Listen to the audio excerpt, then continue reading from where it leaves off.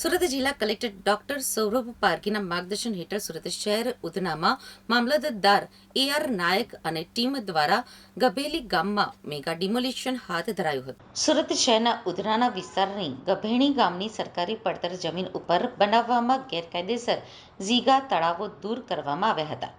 આ સમગ્ર ડિમોલિશન ઉધના મામલતદાર AR નાયક તથા મહાનગરપાલિકાના સ્ટાફ અને સચિન GIDC પોલીસ સ્ટેશનના સહયોગથી કવાયત હાથ ધરવામાં આવી હતી.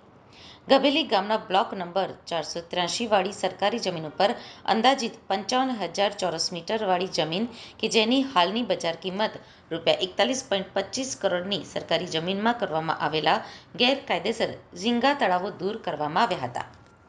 શહેરની આજુબાજુના કાંઠા વિસ્તારમાં ખૂબ જ મોટા પ્રમાણમાં ઝીંગા તળાવો ગેરકાયદેસર રીતે સરકારી જમીન ઉપર શરૂ કરી દેવામાં આવતા હોય છે.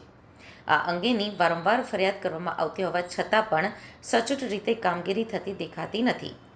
મંથન ગતિએ છતાં ગધની વિસ્તારમાં સરકારી કરોડો રૂપિયાની જમીન ઉપર ગેરકાયદેસર રીતે ઝીંગા તળાવ બનાવવામાં આવ્યા હતા, જેને દૂર કરવામાં આવ્યા છે. પરંતુ ઓલપાડ, 84 સહિતના અલગ અલગ તાલુકાઓમાં પણ આ જ પ્રકારની સ્થિતિ જોવા મળી છે.